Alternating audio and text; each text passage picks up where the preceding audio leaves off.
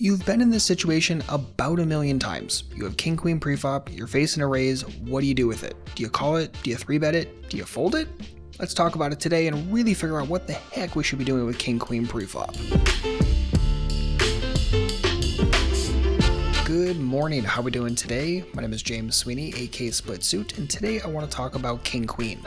Now this hand was specifically included in vlog number 10, but I wanted to step it out and look at it in a little bit more depth, because this is a preflop situation that tends to create a lot of pain for people, mostly because if they make a mistake with the preflop decision, postflop can get really confusing really quickly. So let's get into it and start with this hand. Alright, so this is from 1-2 down in Orange City, Florida. We are playing about 450 deep.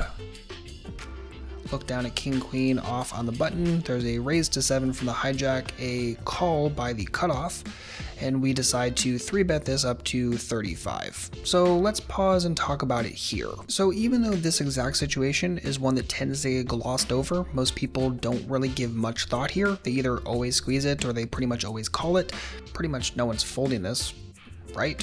So I thought it would be helpful to look at this from a couple of different angles. Let's look at it from the GTO ranges angle, also the exploitative angle, and we can use the Red Chip Poker app to do exactly that. Alright, so if we pull up the app and go over to the exploitative side of things and plug in a normal villain, the villain is in the hijack, our position is the button. Notice in this situation that the king queen offsuit is in the raises or calls, which means it's an optional between 3-betting it and or calling it. And once you throw in that extra caller, so this becomes a squeeze technically rather than just a normal 3-bet in a heads up pot, all of a sudden I say this comes much closer to being a squeeze in most situations, because think about the range that the button is calling with here. Is it likely stronger or weaker than your king queen?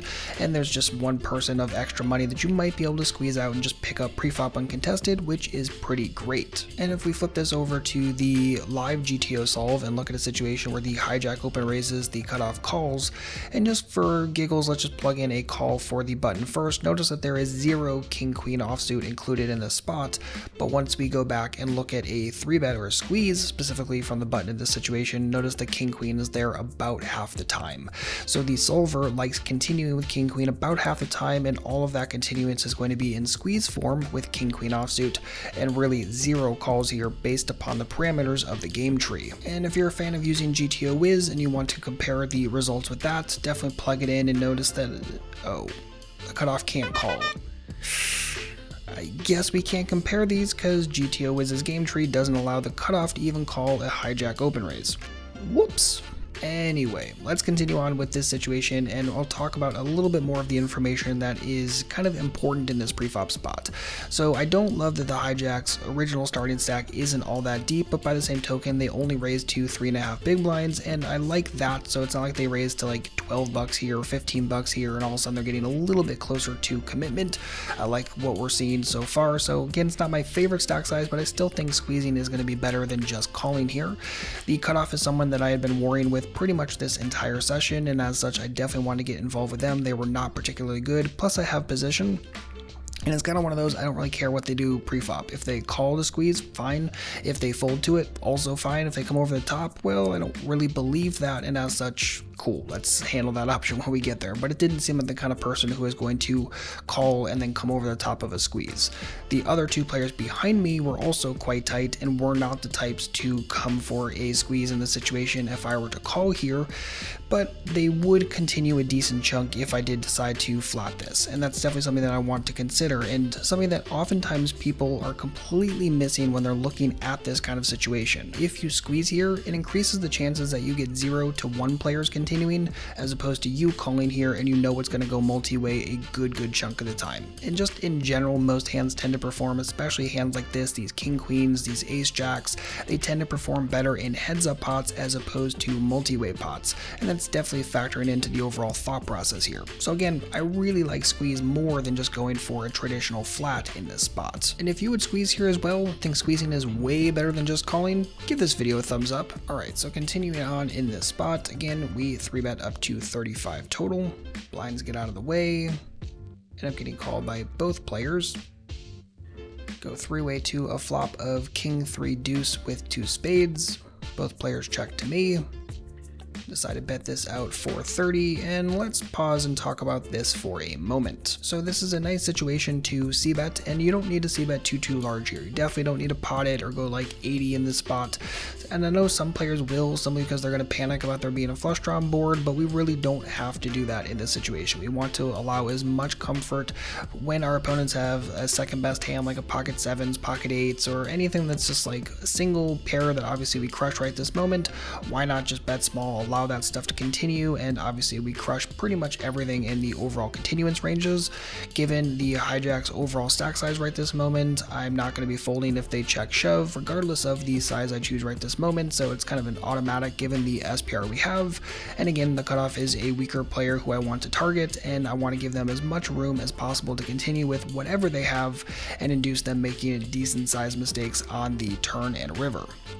So with all that said, I think betting for something like 30 is going to be just fine here. I don't think you need to go too much larger. Again, if you're getting closer to pot here, I think you're making a pretty big mistake. Alright, so continuing on in this spot, hijack thinks for a while and finally folds. Cutoff continues. Turn is a 4 of clubs. They check over to me, and I fire for 75, and before I can even get the full bet cut out, they already fold. So this is another situation where I think a bet is mandatory. I think you can make a very serious argument for a bigger bet though, simply because this is a bad player, someone who I've been targeting the entire session, someone who I think can and will continue with second best hands, and not necessarily purely inelastically, but I think they're definitely going to continue for larger if they have a worse king, if they have something like pocket eights, that kind of thing. I think it's going to continue for a larger size than just 75. If we bet something like 100 here, I think it makes a much easier setup for getting stacks in on the river if that's the way we decide to go based on what the river rolls off as. I think this is going to be much better to bet, and again, bet a little bit larger. And for what it's worth, a decent part of that is, again, bad player, but also the fact that the board is rolling off in not the most perfect way in the world. And if our opponent does have that second best pair right this moment, they're probably going to feel maximally comfortable when I fire on this kind of card, a lower card than what they likely have in terms of pair value, and I really don't want to let an ace or a 5 or a 6 or a spade roll off for free and slow my opponent down and have them not want to continue with those second best hands often enough. So again, I think betting here is 100% mandatory, but the size is definitely debatable. So like I said, villain did fold very quickly, get a decent sized pot shipped over to me, but again, the most important thing here is really that pre-flop decision, and whether or not we should be 3-betting or squeezing in this exact spot or just calling. So that is going to wrap it up for this video. I really hope you enjoyed, and again, if you want to see more ranges, both GTO and exploitative, definitely make sure to download the GTO Ranges app from Red Chip Poker. Look for it on Android or in your Apple App Store. Download it and get all of the open raising ranges totally free, including the GTO ones, or unlock the entire app and get everything, including 3-betting, squeezing, 4-betting, and everything in between.